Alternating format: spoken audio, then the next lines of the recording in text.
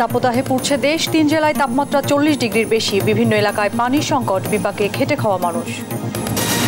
সীমান্তে আবারও বিএসএফের গুলি। লালমনিরহাটের পাটগ্রামে প্রাণ গেল যুবকের। 1 মাসে জেলায় প্রাণহানি 3 জনের। সড়ক দুর্ঘটনায় 2 শিক্ষার্থী নিহতের জেরে অনির্দিষ্টকাল বন্ধ চুয়েট। কর্তৃপক্ষ নির্দেশ দিলেও হল ক্যাম্পাস ছাড়েননি শিক্ষার্থীরা। এবং খুচরা বাজারে বেড়েছে তেল ও মাছ মাংসের দাম। চালসহ অন্যান্য পণ্যের দাম অপরিবর্তিত। ব্যয় বাড়ায় হিমশিম খাচ্ছে মানুষ। দেখছিলেন দেশ জনপদ সংবাদ শিরোনাম, সঙ্গে আছি অরিন ইশরাত। তীব্র তাপদাহে পুড়ছে দেশ।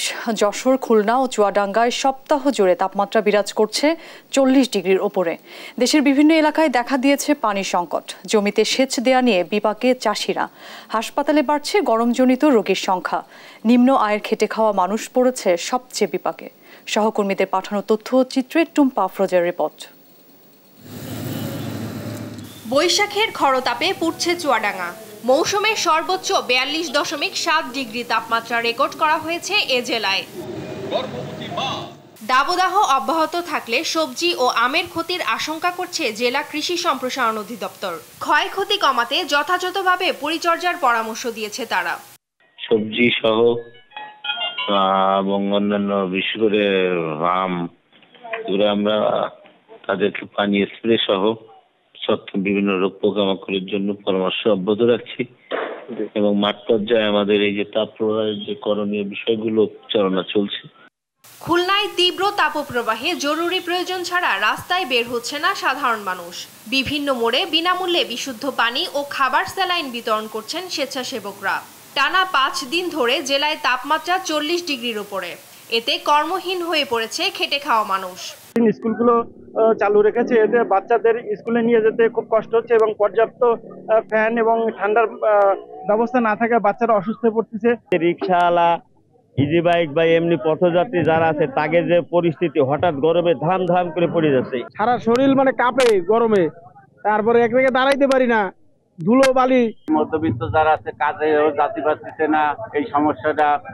তারপরে আবার অনেক লোক অসুস্থ। যশোরের টানা তাপপ্রবাহে জনজীবনে ভোগান্তি চরমে উঠেছে। বেশি বিপাকে পড়েছেন খেটে খাওয়া মানুষ।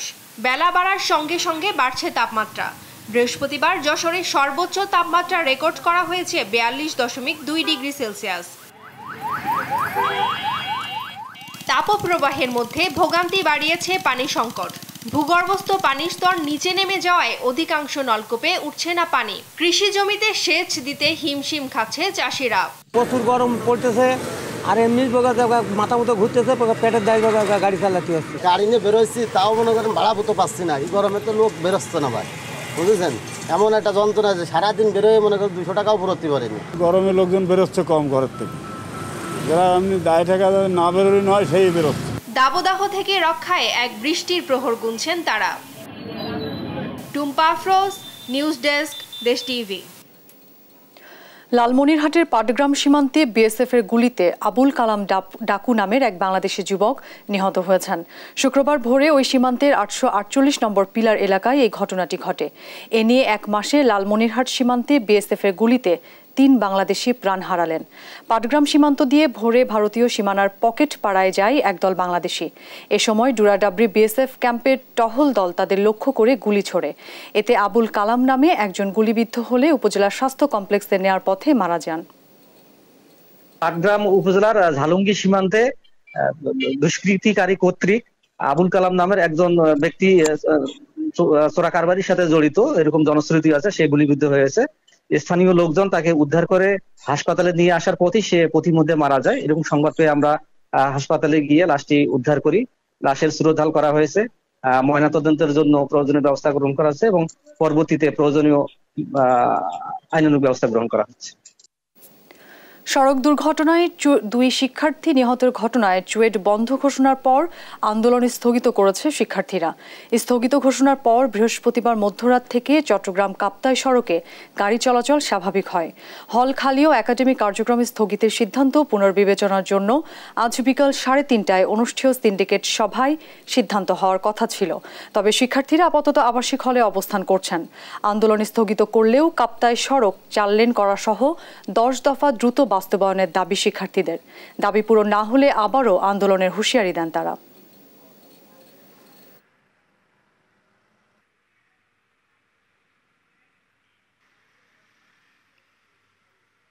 হল ভ্যাকেন্ট দেওয়া হয়েছে। এখন হল ভ্যাকেন্ট দেওয়া হওয়ার পরও আমরা শিক্ষার্থীরা যায়নি, শিক্ষার্থীরা সবকিছু লক করে দিয়েছিল। আমাদের যত গেটগুলো ছিল কেউই যায়নি, কেউ হল ছাড়তে যায়নি।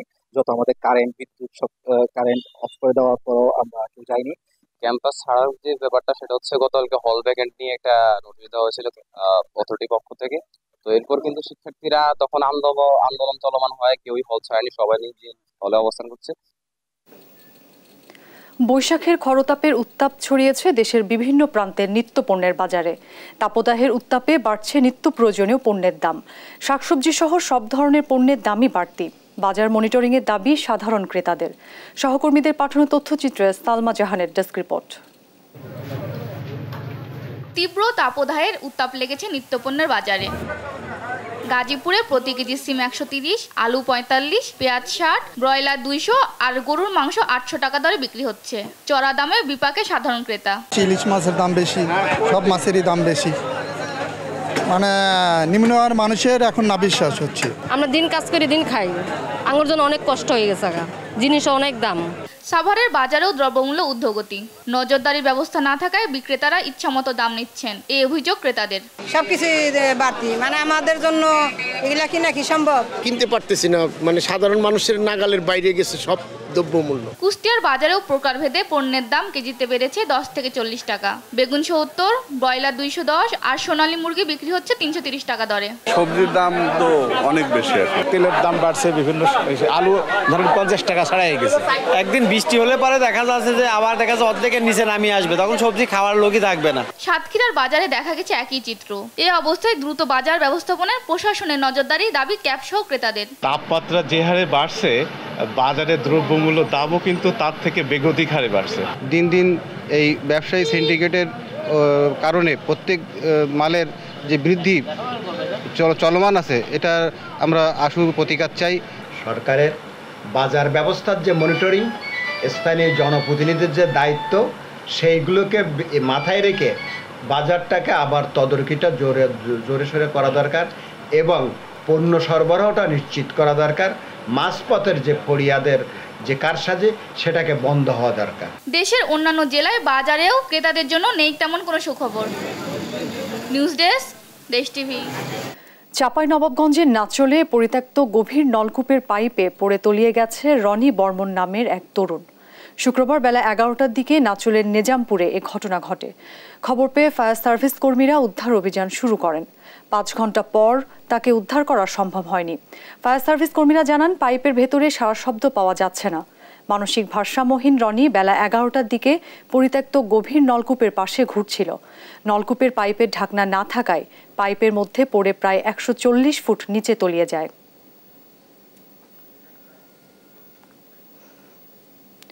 গাজীপুরের শ্রীপুরে একটি বহুতল ভবন থেকে স্বামী স্ত্রীর মরদেহ উদ্ধার করেছে পুলিশ। এ সময় টেবিলের ওপর থেকে চিরকুট উদ্ধার করা হয়। সকালে উপজেলার মোলাইদ গ্রামের ফারুক খানের বহুতল ভবনের নিচতলার একটি ফ্ল্যাট থেকে তাদের মরদেহ উদ্ধার করে পুলিশ। নিহত ইসরাফিল শেরপুরের ঝিনাইগাতি থানার হলদি গ্রামের মফিজুল হকের ছেলে, আর রোকেয়া খাতুন ময়মনসিংহের ঈশ্বরগঞ্জ থানার পোস্তারি গ্রামের আবুল কাশেমের মেয়ে। ইসরাফিল স্থানীয় ওয়ার্কশপে এবং রোকেয়া একটি কারখানায় কাজ করতেন। তারা আত্মহত্যা করেছেন বলে প্রাথমিকভাবে ধারণা করছে পুলিশ।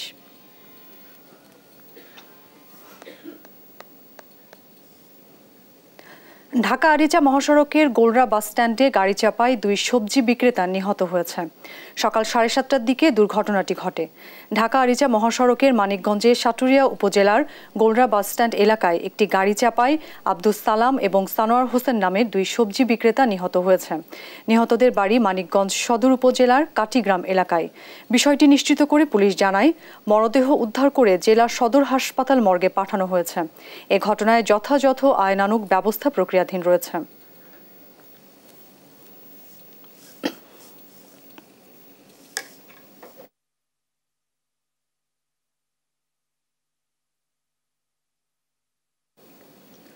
রাঙ্গামাটি সাজেকের সড়ক দুর্ঘটনায় নিহত 9 জনের মধ্যে 6 জনের বাড়ি ময়মনসিংহে।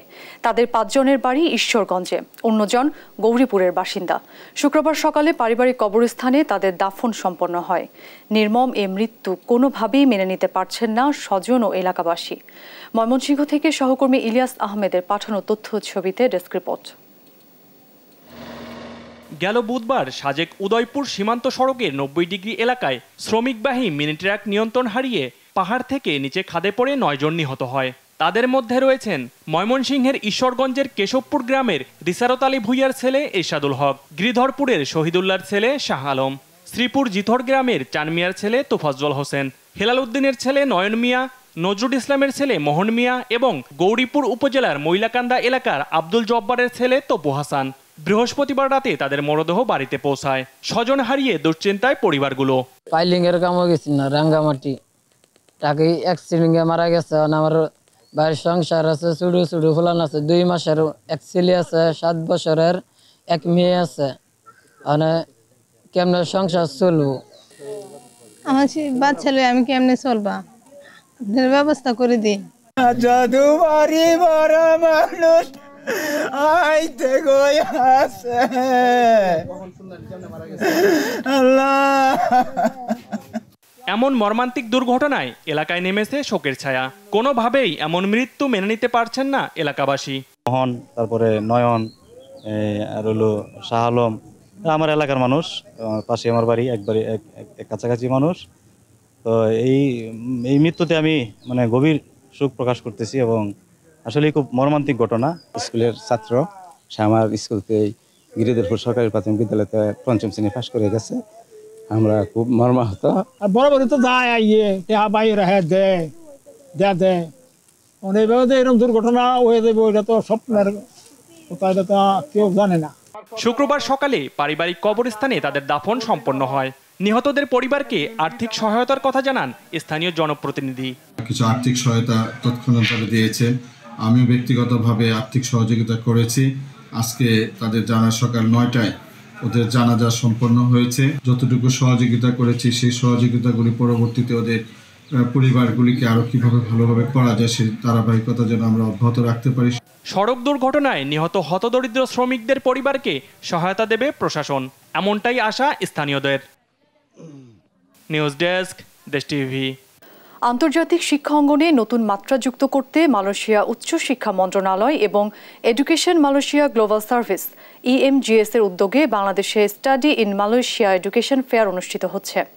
আজ ঢাকা শেরাটন হোটেলে 2 দিনব্যাপী মেলার উদ্বোধন করা হয়। অনুষ্ঠানে প্রধান অতিথি ছিলেন স্থানীয় সরকার, পল্লী উন্নয়ন ও সমবায় মন্ত্রী তাজুল ইসলাম। ঢাকার মেলা চলবে 27 এপ্রিল পর্যন্ত। আর চট্টগ্রামে 29 এপ্রিল ও সিলেটে 1 মে সকাল 10টা থেকে সন্ধ্যা 6টা পর্যন্ত শিক্ষা মেলা হবে। এই মেলায় মালয়েশিয়ার 11টি বিশ্ববিদ্যালয় ও একটি হাসপাতাল গ্রুপের প্রতিনিধিরা অংশ নিয়েছেন।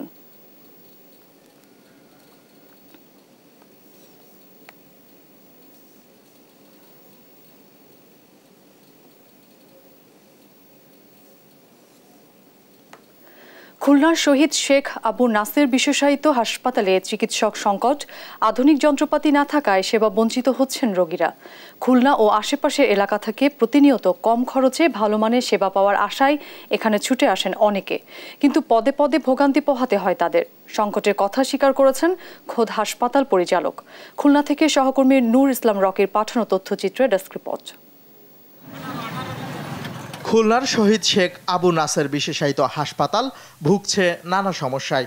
এ কারণে কাঙ্ক্ষিত সেবা পেতে বঞ্চিত হচ্ছেন দূর দূরান্তের রোগীরা। চিকিৎসক ও যন্ত্রপাতি সংকটে বন্ধ কয়েকটি বিভাগের কার্যক্রম। এদিকে প্রায় 3 কোটি টাকা ব্যয়ে নিউরোলজি অপারেশনের জন্য মেশিন কেনা হলেও 3 বছরেও মেশিনটি চালু করা সম্ভব হয়নি। হাসপাতালটির 250 বেডের মধ্যে চালু আছে মাত্র 187টি। শুধু তাই নয়, হাসপাতালটি চালু হওয়ার পর নিয়োগ হয়নি কোনো তৃতীয় ও চতুর্থ শ্রেণীর কর্মচারী। এখানে রোগীদের ভর্তি হতে গেলে প্রচন্ড সিরিয়াল। এখানে নার্সদের যে দুর্ব্যবহার, তাতে আমি খুব ব্যথিত। ঊর্ধ্বতন কর্তৃপক্ষকে জানানোর পরও সমস্যার সমাধান মিলেনি বলে জানান কর্মকর্তারা। এখানে যে মেশিনপত্র আছে, আমাদের 30টা মেশিন এখন দামই আছে। এই মেশিনগুলো অত্যন্ত পুরাতন। উদ্যোগটি আমরা তো 11 বার রিমাইন্ডার দিয়েছি। আর হাসপাতালের পরিচালক জানান, চিকিৎসক থেকে যন্ত্রপাতি নানা সংকট নিয়েই সেবা দিয়ে যাচ্ছেন তারা। সার্জারি যে বিভাগ রয়েছে, এটিতেও আসলে রোগীদের চাহিদা রয়েছে অনেক, এবং এখানে আমাদের মেল এবং ফিমেল মিলে আমাদের 25টা বেড আছে, এবং এই 25 বেডে রোগীরা যে সেবা নেয় সেক্ষেত্রে একজন মাত্র বিশেষজ্ঞ চিকিৎসক দিয়ে এই কাঙ্ক্ষিত সেবা দেওয়া আসলে সম্ভব না। দ্রুত চিকিৎসক নিয়োগ সহ সব সমস্যার সমাধান করা হবে, এমনটাই আশা স্থানীয়দের। নিউজ ডেস্ক, দেশ টিভি। ভালো লাভ হওয়ায় কালো সোনা খ্যাত পেঁয়াজ বীজ চাষে ব্যস্ত নাটোরের নলডাঙ্গার কৃষকরা। জমি পরিচর্যা, আগাছা পরিষ্কার, পরাগায়ন ও কীটনাশক প্রয়োগ সহ নানা কাজে পুরুষের পাশাপাশি ব্যস্ত নারীরাও। বীজের বড় কদম চাষিদের মুখে হাসি ফোটালেও উপকরণের উচ্চ মূল্যের কারণে আগের মতো লাভ হয় না বলে জানান তারা। যদিও কৃষকরা আগের চেয়ে বেশি লাভবান হচ্ছে বলে জানান সংশ্লিষ্টরা। নাটোর থেকে তরিকুল ইসলামের তথ্য ছবিতে ডেস্ক রিপোর্ট। নাটোরের মিনি কক্সবাজার খ্যাত পাটুলে 2 বিঘা জমিতে পেঁয়াজ বীজ চাষ করেছেন কৃষক শুকুর আলী। জমি তৈরি, পরিচর্যা, আগাছা পরিষ্কার, পরাগায়ন, কীটনাশক প্রয়োগ সহ আনুষাঙ্গিক কাজে প্রতি বিঘায় তার খরচ 70 থেকে 80 হাজার টাকা। আবহাওয়া অনুকূলে থাকলে 4 লাখ টাকার বীজ বিক্রির স্বপ্ন দেখছেন তিনি। 1 বিঘা জমিতে মোটামুটি পেঁয়াজ যদি নিজস্ব থাকে তাহলে হয়তো বা 70-80 হাজার টাকা খরচ হবে। এবার আমি 2 বিঘা মাটি এই কদমের চাষ করেছি। আশা করি যদি আল্লাহর কোনো মুসিবত না আসে, ভালোভাবে আওয়েদার ভালো থাকে, তাহলে আমি লাখ 4 টাকা বেশি বিক্রি করতে পারবো। শুকুরের স্বপ্নের সহযোগী হয়ে কাজ করার সুযোগ পাচ্ছেন নারীরাও, আয়ও করছেন বেশ। সকালবেলা আসি জমিতে এসে জমির ঘাস টাস তুলি, পরিষ্কার করি, সারাদিন কাজ করি, ওষুধ পানি দেয়, আর আমরা দিন হাজিরে 350 টাকা পাই। কৃষি অফিসের তথ্য বলছে নলডাঙ্গায় এবার 2600 হেক্টর জমিতে পেঁয়াজ আবাদ হয়েছে, যেখানে বীজ চাষ হয়েছে 65 হেক্টরে। ভালো দাম ও আবহাওয়া অনুকূলে থাকায় এবার উৎপাদন লক্ষ্যমাত্রা ছাড়াবে। পেঁয়াজের ফুল দেখতে সাদা কদমের মতো হলেও এর বীজ হয় কালো। এবার ফলন ভালো হওয়ায় চাষিদের মুখে হাসি ফোটালেও উপকরণের উচ্চ মূল্যে আগের মতো লাভ হয় না বলে জানান অনেকে। আগে লাভ হয়তো, কামলার দাম বেশি, সারের দাম বেশি, ওষুধের দাম বেশি, এই জন্য আমার লাভ হচ্ছে না। বীজের দাম বেশি, এখন লাভ হচ্ছে না। কৃষি বিভাগ বলছে উৎপাদন ব্যয় বাড়লেও ভালো ফলন ও ভালো বাজার থাকায় আরও বেশি লাভবান হচ্ছেন কৃষকেরা। বীজের মান উন্নয়নে সার্বক্ষণিক পরামর্শ দেওয়ার কথাও জানান এই কর্মকর্তা। আবহাওয়া অনুকূলে আছে, আমরা দেখছি যে মাঠে খুবই ভালো অবস্থায় আছে। পেঁয়াজের বীজ উৎপাদন আশা করছি যে খুব ভালো হবে। নাটোরে মোট 88 হেক্টর জমিতে পেঁয়াজ বীজ চাষ হয়েছে, যার সিংহভাগই নলডাঙ্গায়। নিউজ ডেস্ক, দেশ টিভি। পটুয়াখালী জেলায় মাঠ জুড়ে হলুদের সমারোহ। যেদিকে চোখ যায় সেদিকেই দেখা যায় সূর্যমুখী ফুল। ফলন ভালো হওয়ায় হাসি ফুটেছে কৃষকের মুখে। নিরাপদ ভোজ্য তেল উৎপাদনের মাধ্যমে অধিক লাভের আশায় দিন দিন বাড়ছে সূর্যমুখীর আবাদ। পটুয়াখালী প্রতিনিধি সাইদ ইব্রাহিমের তথ্য চিত্রে ডেস্ক রিপোর্ট। দূর থেকে দেখতে মনে হয় সুবিশাল হলুদ গালিচা, কাছে গেলেই চোখে পড়ে বাতাসে দোল খাচ্ছে হাজারো সূর্যমুখী ফুল। পটুয়াখালীর মাঠ জুড়ে এখন কেবল হলুদের সমারোহ। এই সূর্যমুখী ফুল থেকে উৎপাদন হবে উন্নত মানের ভোজ্য তেল। বাণিজ্যের অপার সম্ভাবনা থাকায় সূর্যমুখী চাষে আগ্রহী হয়ে উঠেছেন কৃষকরা। সেচে স্বাদু পানি নিশ্চিত করা গেলে আরও বেশি জমি চাষের আওতায় আসবে, এমন দাবি কৃষকদের। এই বছর আমরা সূর্যমুখী দিছি, আর এর আগে দিয়েছিলাম মনসুরি ডাইল। ডাইলের চাইতে কিন্তু আমরা সূর্যমুখীতে ভালো লাভবান করবো। অল্প খরচে আমরা যে লাভবান হয়েছি, যদি বৃষ্টি বদল না হয় তা আমরা খুব একটা লাভবান হব। সূর্যমুখী সৌন্দর্য উপভোগে দূর দূরান্ত থেকে আসছে নানা বয়সী মানুষ।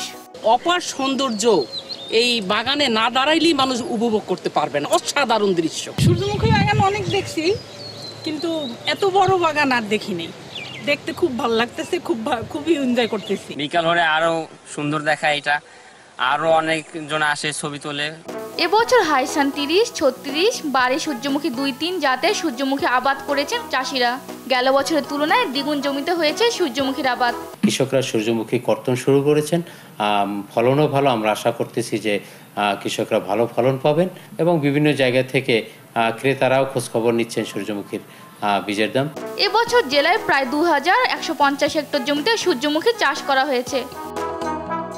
নিউজ ডেস্ক, দেশ টিভি। এই পর্যায়ে দেশ জনপদ সংবাদ শিরোনাম জানিয়ে দিচ্ছি আরও একবার। তীব্র তাপদাহে পুড়ছে দেশ। 3 জেলায় তাপমাত্রা 40 ডিগ্রির বেশি। বিভিন্ন এলাকায় পানির সংকট, বিপাকে খেটে খাওয়া মানুষ। সীমান্তে আবারও বিএসএফের গুলি, লালমনিরহাটের পাটগ্রামে প্রাণ গেল যুবকের, 1 মাসে জেলায় প্রাণহানি 3 জনের। সড়ক দুর্ঘটনায় 2 শিক্ষার্থী নিহতের জেরে অনির্দিষ্টকাল বন্ধ চুয়েট, কর্তৃপক্ষ নির্দেশ দিলেও হল ক্যাম্পাস ছাড়েননি শিক্ষার্থীরা। এবং খুচরা বাজারে বেড়েছে তেল ও মাছ মাংসের দাম, চাল সহ অন্যান্য পণ্যের দাম অপরিবর্তিত, ব্যয় বাড়ায় হিমশিম খাচ্ছে মানুষ।